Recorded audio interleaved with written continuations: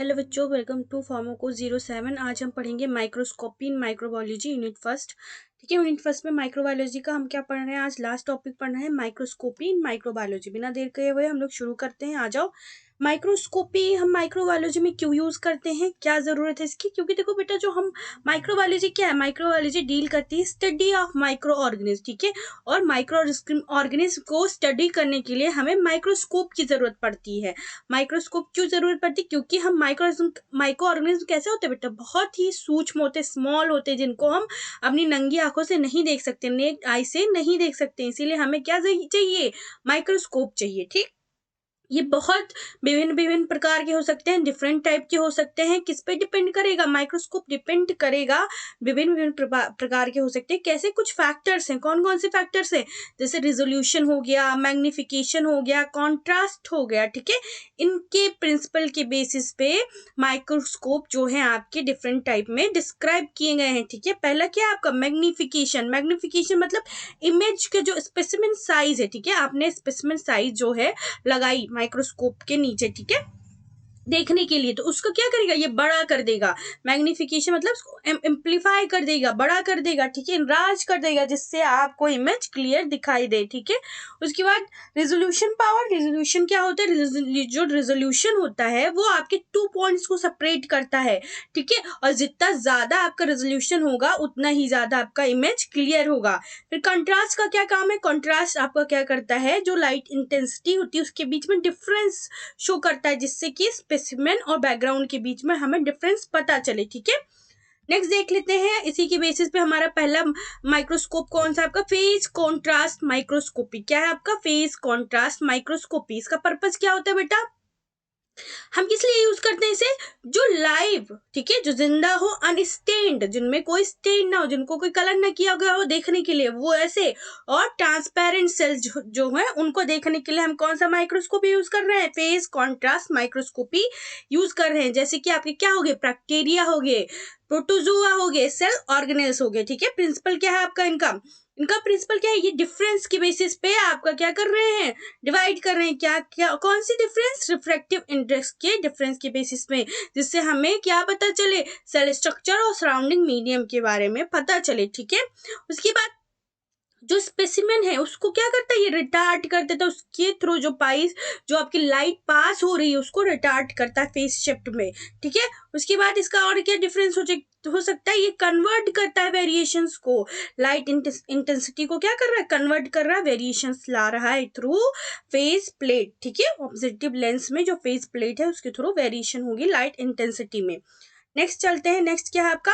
इसके कंपोनेंट क्या क्या हो सकते हैं देख लेते हैं। कंपोनेंट आपका क्या हो गया? पहला एनुलर डायफ्राम, आपका पहला एनुलर डायफ्राम, दूसरा फेस प्लेट, तीसरा क्या होगा आपका? Condenser and objective.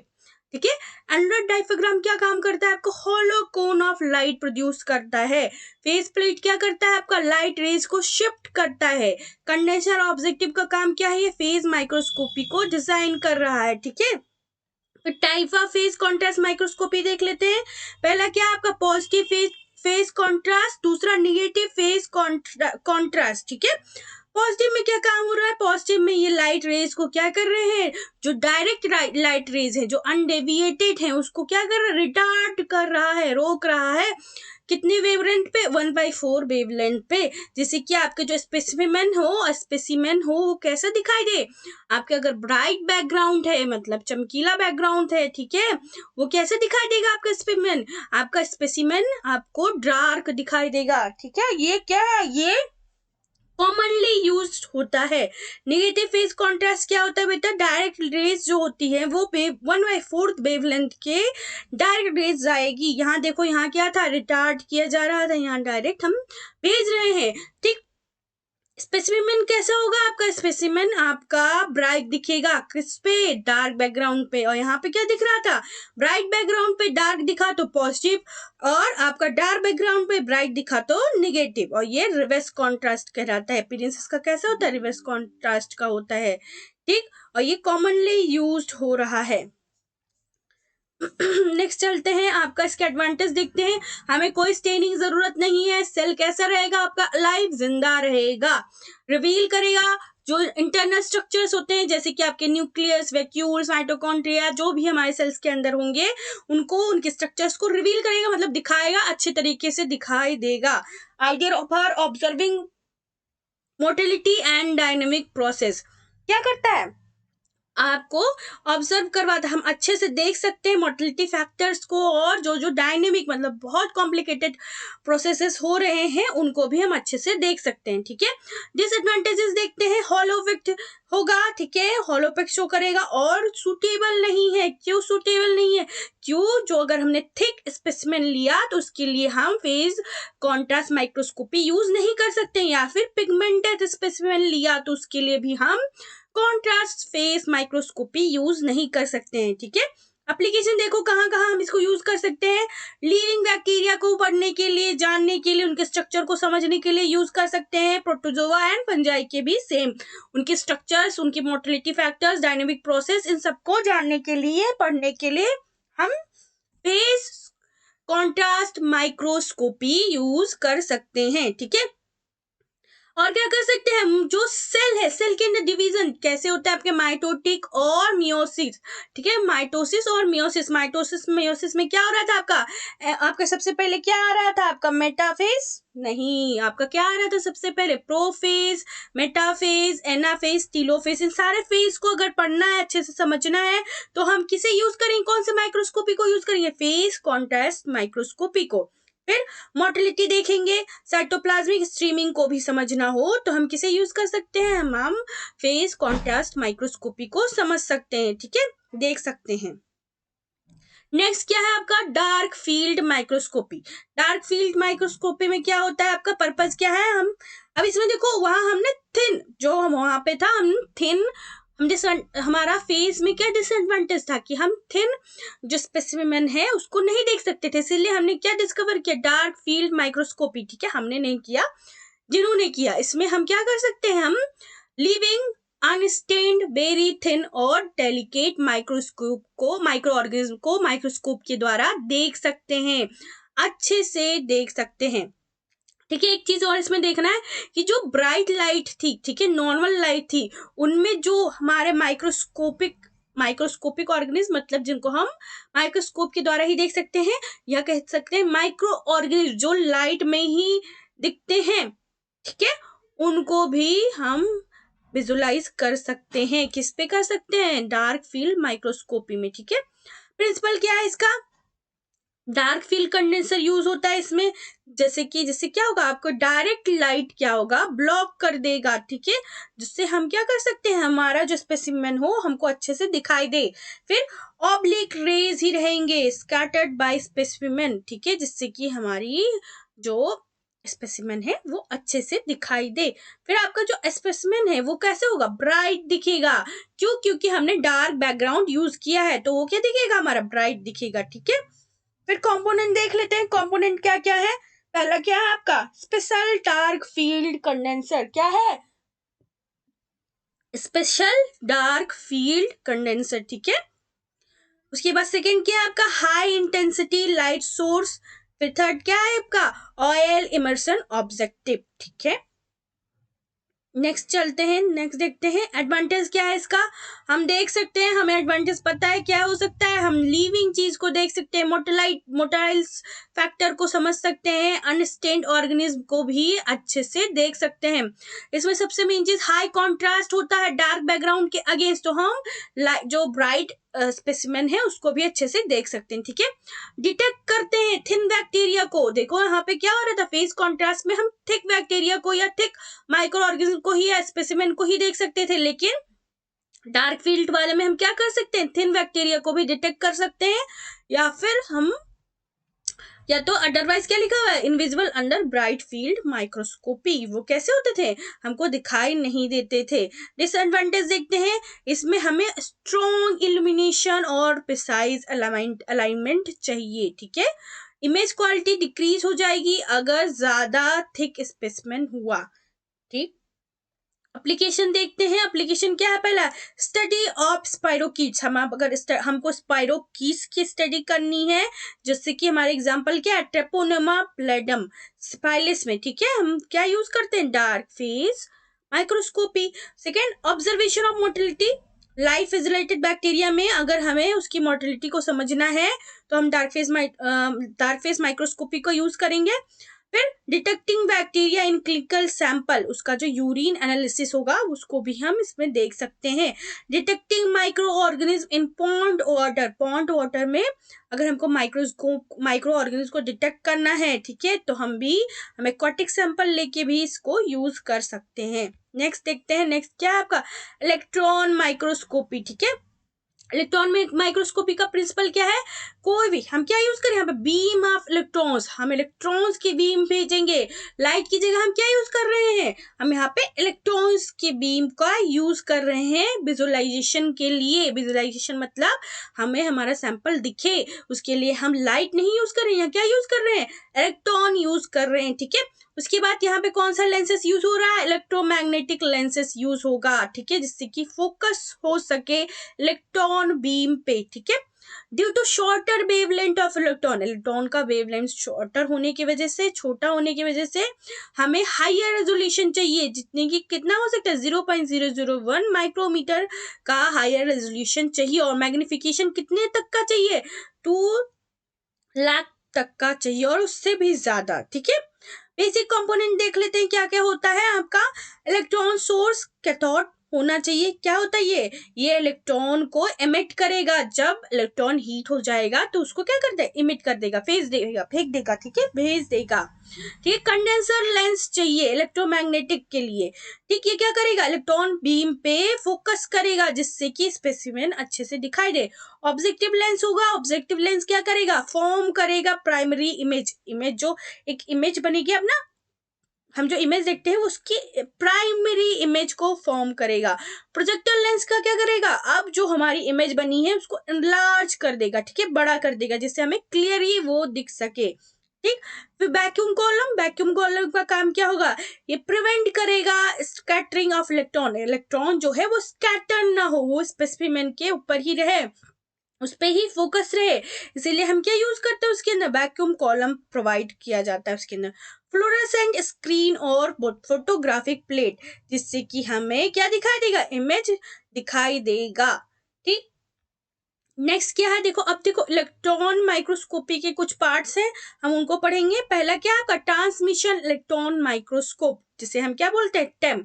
टेम से आप आगे जब इन्फॉर्म करोगे तो आप बहुत सारे बैक्टीरियाज के स्टडीज के लिए आप इन्हें यूज करोगे, ठीक है। हम बेसिक उसका प्रिंसिपल जान लेते हैं।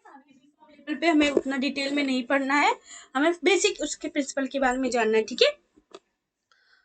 उसके बाद टेम का क्या काम होता है? प्रिंसिपल क्या होता है? ये इलेक्ट्रॉन पास करेगा through ultra thin section of specimen पे ये इलेक्ट्रॉन पास करेगा अल्ट्रा थिन सेक्शन के द्वारा, ठीक है। और डेंस एरिया पे स्कैटर करेगा इलेक्ट्रॉन, जिससे कि वो डार्क दिखाई दे, ठीक। रेजोल्यूशन कितना होता है अप्रोक्स 0.2 नैनोमीटर होगा। मैग्निफिकेशन कितना होगा? अप टू 2 लाख और उससे ज्यादा, ठीक है। इमेज टाइप हमें कैसे दिखाई देगी? टेम पे 2D यानी फ्लैट इंटरनल इमेज दिखाई देगी, ठीक है। स्पेसिमेन कैसा होना चाहिए? फिक्स्ड होना चाहिए, डिहाइड्रेटेड होना चाहिए और अल्ट्रा थिन। थिन नहीं, क्या बोला गया? अल्ट्रा थिन, बहुत थिन होना चाहिए। कितने तक का? 50 to 100 नैनोमीटर तक का, ठीक है। और स्टेन्ड होना चाहिए विथ हैवी मेटल्स। स्पेसिमेन यहाँ पे कैसा चाहिए हमें? टेम पे स्टेन्ड चाहिए, किसके द्वारा? हैवी मेटल्स के द्वारा, जैसे कि आपका ऑस्मियम हो गया, लेड हो गया, ठीक। एप्लीकेशन देखते हैं। एप्लीकेशन क्या है? Study of internal ultra structure of cell. अब हम इसमें अल्ट्रा स्ट्रक्चर्स के बारे में भी जान सकेंगे, उसको पढ़ सकेंगे अगर हम टेम यूज करते हैं। जैसे कि आपका ऑर्गेनेल्स हो गया, मेम्ब्रेन्स हो गया, इसके बारे में देख सकते हैं, इसको देख सकते हैं, इसको जान सकते हैं, पढ़ सकते हैं, ठीक है।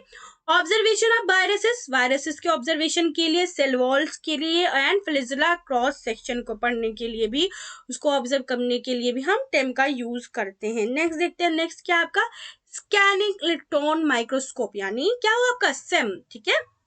इसका प्रिंसिपल क्या होता है, यहाँ पे क्या होता है, इसके जो आपका इलेक्ट्रॉन बीम होगा, ठीक है, वो स्कैन करेगा सरफेस को और सेकेंडरी इलेक्ट्रॉन इमिट करेगा, जिससे कि कहाँ पे इमिट करेगा, फ्रॉम स्पेसिमेन, स्पेसिमेन से आपकी सेकेंडरी इलेक्ट्रॉन इमिट होगी सरफेस पे और डिटेक्ट हो जाएगी, आपकी 3D इमेज बन जाएगी। ठीक है, क्या हो रहा है, पहले देखो, आपके इलेक्ट्रॉन बीम का स्कैन किया आपके सरफेस को, और जो आपका स्पेसिमेन था वहां से सेकेंड इलेक्ट्रॉन इमिट हुआ सरफेस पे। ठीक है, जिससे क्या हुआ, वो दोनों आपस में टकराए, डिटेक्ट हुए और एक 3D इमेज आपको दिखाई देगी।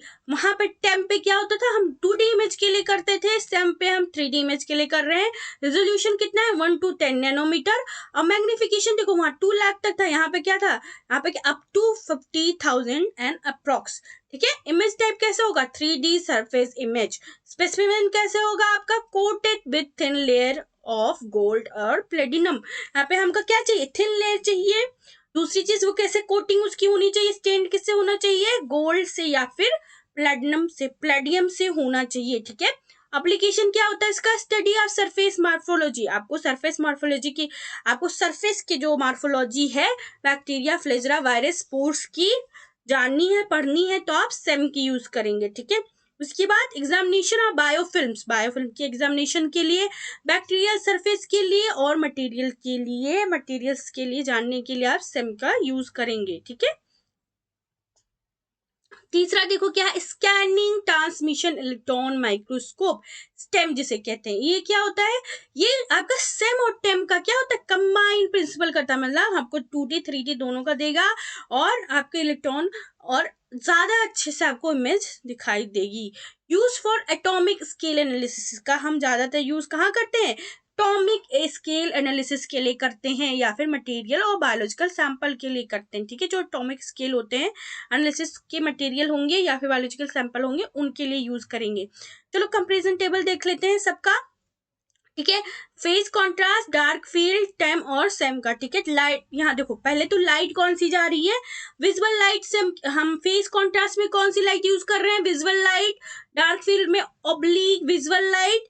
टेम में इलेक्ट्रॉन बीम आपका यूज होता है और सेम में भी आपका इलेक्ट्रॉन बीम होता है, लेकिन यहाँ पे थ्रू स्पेसिमेन होता है, यहाँ पे सरफेस स्कैन करता है। स्पेसिमेन स्टेट कैसा होगा, फेज में कॉन्ट्रास्ट, फेज कॉन्ट्रास्ट में क्या होगा आपका, लीविंग अनस्टेन्ड। डार्क फील्ड में भी आपका लीविंग होगा, अनस्टेन्ड होगा। टेम में आपका डेड होगा क्योंकि अल्ट्रा थिन चाहिए।